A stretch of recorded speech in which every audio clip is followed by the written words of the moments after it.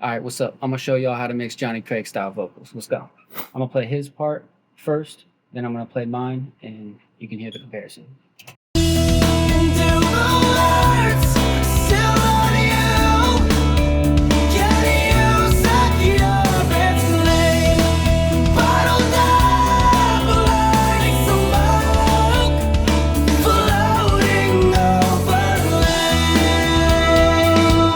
Okay.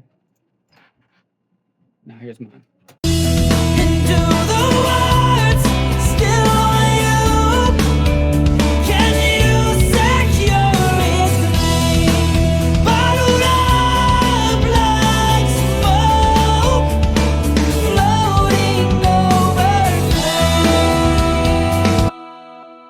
Each one of the individual tracks just has light pitch correction on it, nothing harsh at all, just something very light. You can always add it later, but you can't add it back.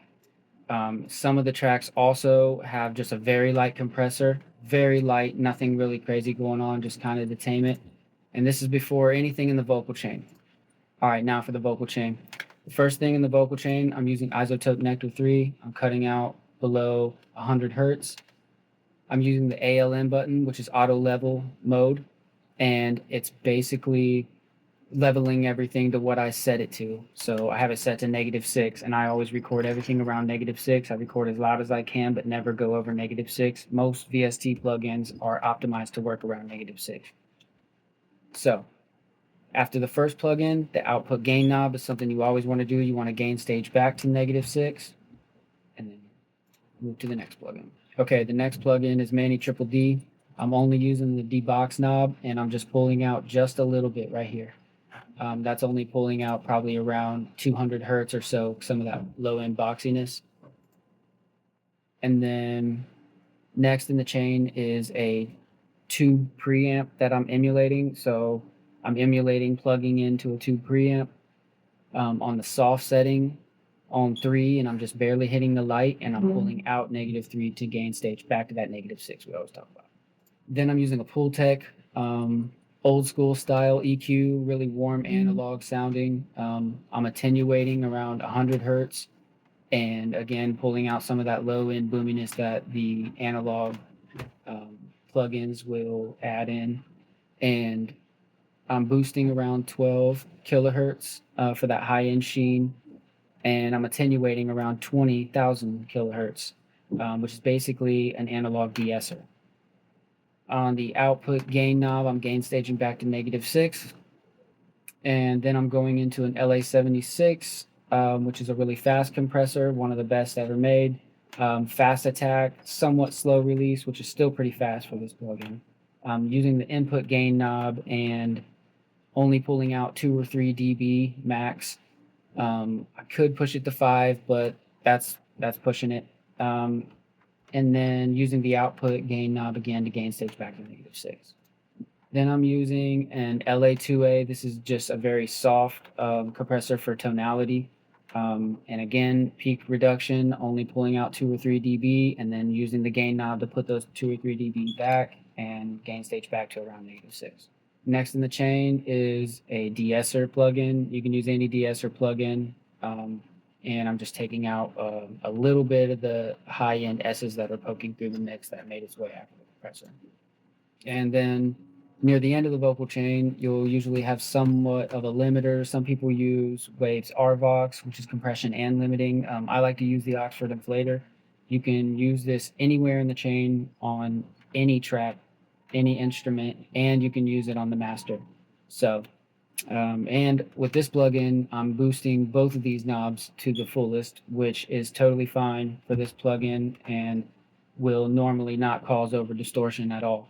Then I'm using the output gain knob, which does have a limiter in the output section, but it's not a brick wall limiter like you're used to. It's just a simple limiter. So I'm gain staging with this knob back to -6, like we always talked about. Okay, so at the end of my vocal chain is the UAD Oxide tape recorder on default settings, which is just taking off some of that digital harshness and kind of warming the whole thing very slightly. And then using the Waves NLS channel stereo plugin on mic mode, which adds quite a bit of harmonics, and especially in the low end. And have it on stereo. And all your plugins should always stay the stereo version of the plugin on your stereo bus. And then on your mono tracks, use mono versions of your plugins, obviously. And this Waves NLS plugin is one of the most important plugins in my entire session. It's emulating analog summing.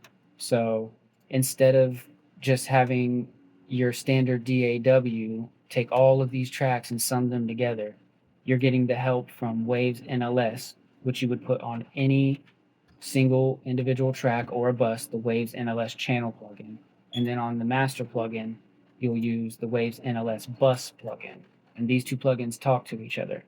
So you'll have different settings for each, an SSL board, an EMI board, or a Neve board, and you'll have 32 channels to choose from. And as long as you set them differently in your session, and you have the NLS bus plugin on your master, it will sum all of these together much, much better for you. And you'll hear separation in all of your vocals and your instruments much more, just like you would with a big mixing board in a big studio.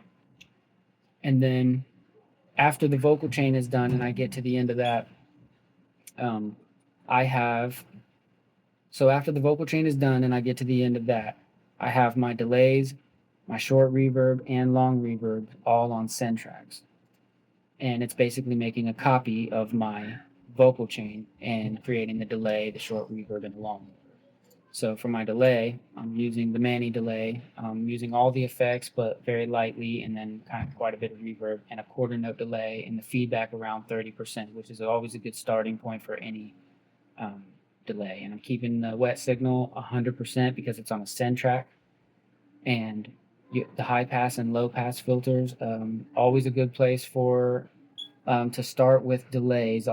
It's always a good starting point for delays to start with your high pass anywhere between 100 and 400 hertz, and then for the low pass anywhere from 4,000 down to 2,000 hertz. It's a good starting point. For my short reverb, I'm using the UAD Pure Plate, which essentially is giving me that sound that I recorded in a big studio or in some kind of room. So I'm putting myself into a space very, very lightly, but it's just kind of adding ear candy to the sound.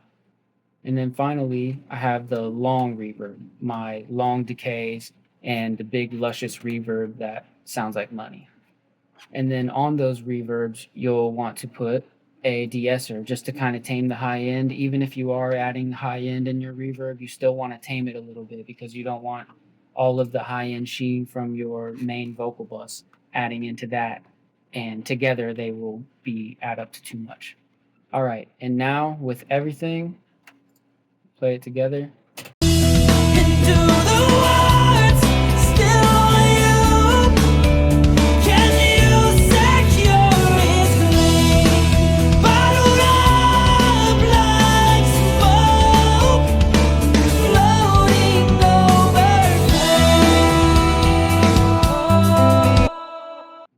All right, that's it. That's how you get Jonny Craig style vocals. Let's go.